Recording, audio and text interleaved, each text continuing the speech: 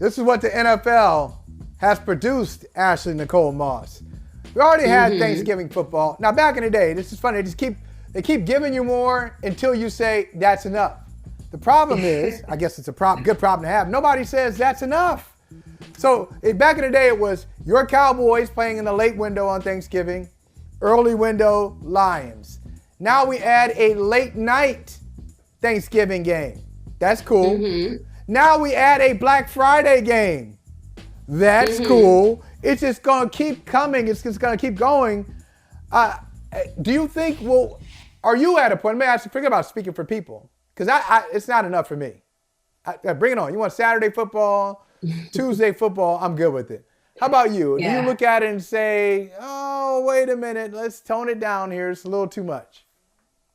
No, I think that if you strategically place them in spaces that make sense, bring it on. Like, for example, I think this makes sense. Thanksgiving, you have the 3-game slate. And I don't know about you, Michael, but I have the Thanksgiving hangover. I don't go anywhere on Friday. I'm still trying to digest all the turkey and wine that I drink. So I think it makes sense. Nobody is really moving and shaking. It's not like they're trying to do this the Saturday of Thanksgiving weekend or, the next week. It makes perfect sense. 3-game slate. You're not going to have to really worry about NBA. Then you bring on this Black Friday game, you eat your leftovers, you do some online shopping maybe, or if you're crazy enough to actually go into the stores at 4 a.m., that's on you. But by the time that's all said and done, you can enjoy football on Black Friday. I think this makes perfect sense.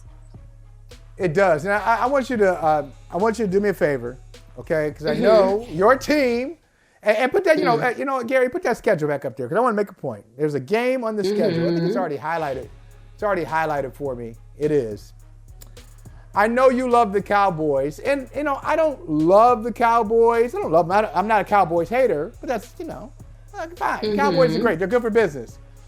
I want you to please inspire the Cowboys right there. Week 5, Cowboys at Niners. I need the Cowboys to win that game. I need the Cowboys to win that game convincingly.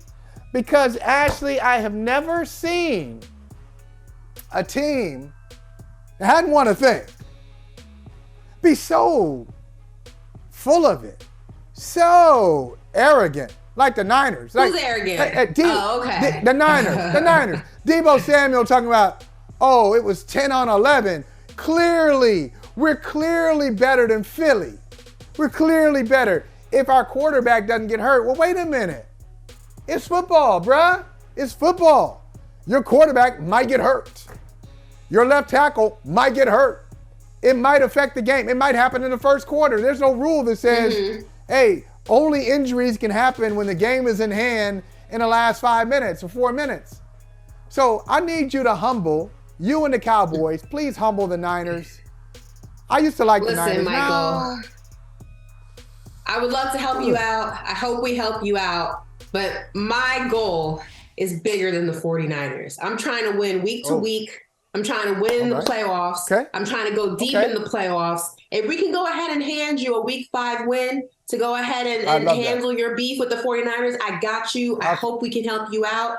But I just want the Dallas Cowboys team that I see during the regular season, the team that fights back against all adversity, who wins games that people count them out for. I want to see that when it counts the most, and that is in the playoffs. I'm tired of being a regular season team. I need to be a playoff team. I need to be a team that when you see you have the Dallas Cowboys on the schedule or your matchup for the playoffs, you're like, oh crap, we might lose. I want to invoke fear in our opponents. That is my goal for this season. That is my goal for Dak Prescott. Let's go Cowboys. Well, I like that. It's going to be difficult for the Cowboys to win without your number 1 center, Ezekiel Elliott. Listen, Tony, I will say this. The running back situation in Dallas is oh my God. It's sad. I was sitting on that one. I was sitting on that.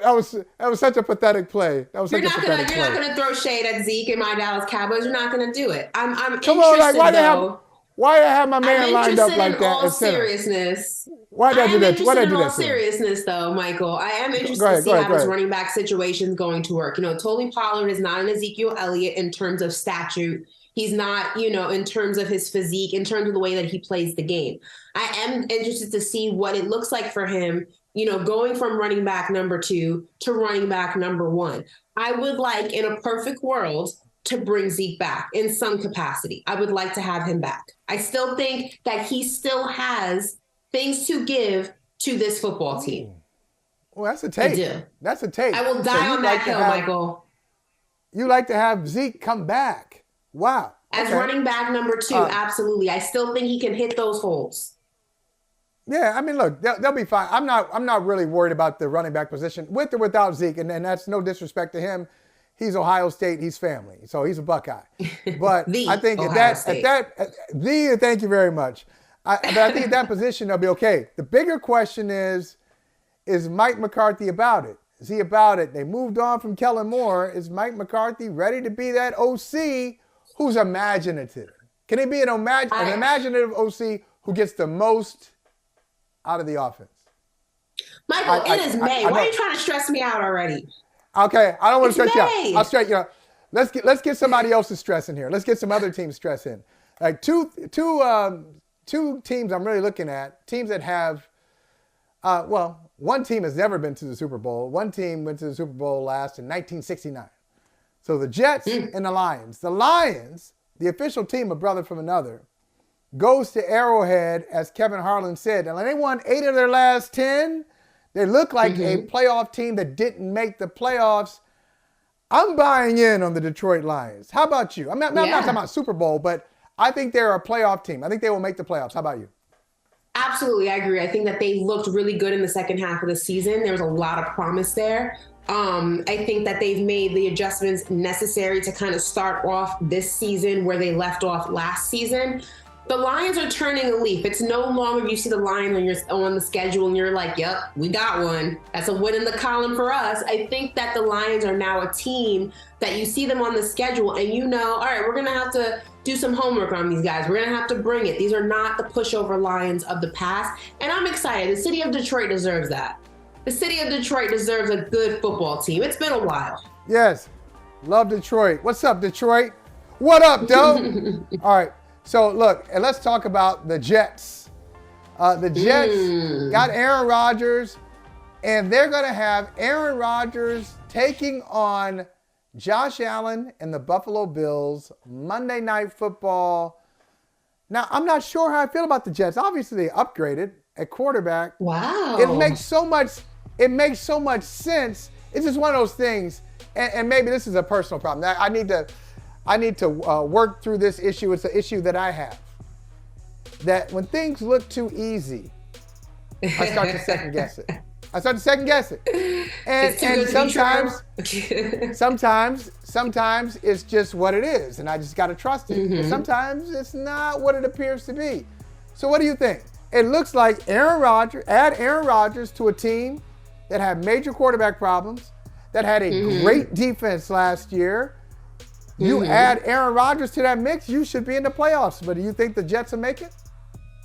I do think they make it. I think that Aaron Rodgers is the piece that they've been missing. Listen, the Jets are well coached. Like you said, great defense. They have a lot of offensive weapons. I think the quarterback is what they were missing. And listen, a quarterback like Aaron Rodgers doesn't fall into your lap every other day, every other year, every other season. This is a once-in-a-lifetime opportunity for the Jets. Now, I will say, sometimes things can be too good to be true. But if that ends up being the case for the New York Jets, aka the New Jersey Jets, that is problematic because there's a lot riding on this to work. I'm not saying this year particularly is Super Bowl or bust, but let's be honest. Aaron Rodgers, almost 40. How long is he going to keep doing this?